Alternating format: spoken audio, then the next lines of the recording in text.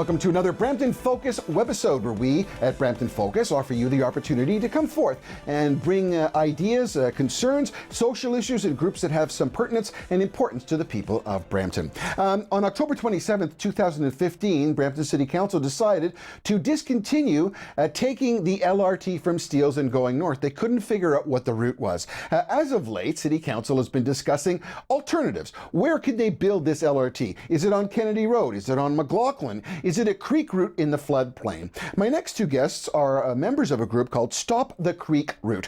What happened was they went to the Toronto Conservation Authority and got their support to stop any type of consideration of going along the creek route. Joining me is Aloha Donner and Mr. Mike Fay, both of them from the Stop the Creek Route. First of all, the two of you, thank you so much for joining Brampton Focus here today. I want to compliment you because your social action through the ability of taking your position to the Toronto Conservation Authority basically eliminated an option that could have been quite negative to the people of Brampton. Explain, if you would, Mike. I'll go to you first. Explain why was the creek route a bad idea? Well, the creek route was a bad idea because initially the split on council had a strong push towards running from the Brampton Mall at Nanwood right through the Greenbelt, eliminating parkland, eliminating playgrounds, eliminating sports fields, and also taking away the tennis courts, clear-cutting trees to allow an elevated platform to electrify and run the LRT on. Would just devastate the whole neighborhood. The trails are not used just by the residents in the nearby area. There are all kinds of Bramptonians that run the trails, walk the trails, cycle the trails, and it is a very, very long, contiguous trail right through Brampton. So bad idea to disrupt that, tear it apart, and put up a concrete jungle. Aloha, why did you get involved, and how did you get involved? You're such a nice lady. I don't see you getting mad. Why? Well, they would put the LRT in my backyard, literally, and I got lucky to have Mr. Medeiros, Councillor Medeiros, knocking on my door and letting me know that they had these plans in mind. So I decided, after 2 nights without sleep, I decided to go knocking on the doors of my neighbors, putting flyers, and I got them all together for a first meeting in my home. And then many other meetings happened in the park, and we just became the Stop the Creek route. So one of the important things, and you have to know that you talk about community action, there's a group called One Brampton, and they produced a video where they used a drone. We all know about drones. And they produced this video which showed what the route would be and where the area is.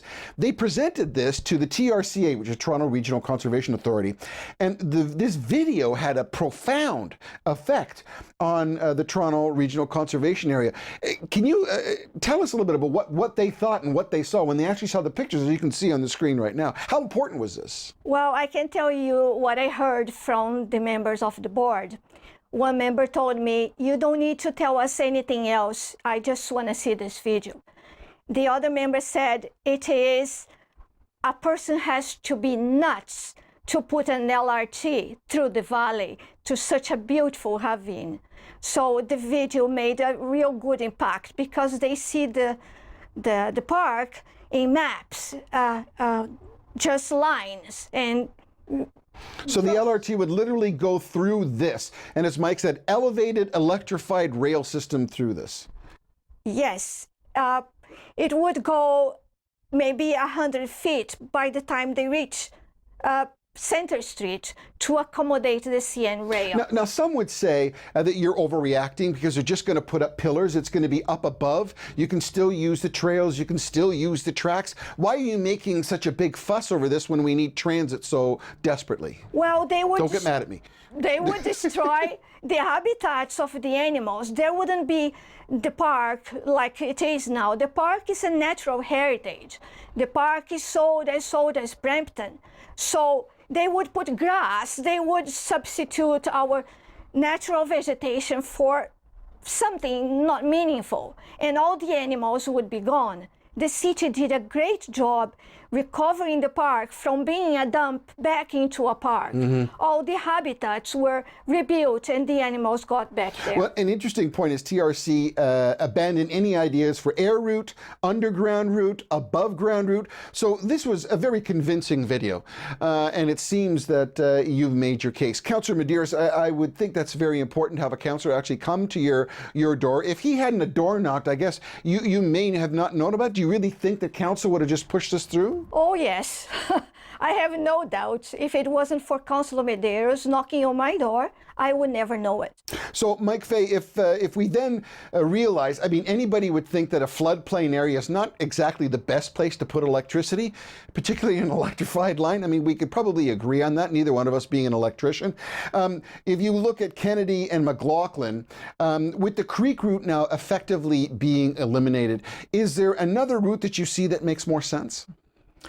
Well, at this point in time, the only route that most experts, city staff, and half the residents of Ward 3 support is the Main Street route. Right. The issue with Kennedy Road, quite frankly, is Kennedy Road, the residential development along there tends to be low income.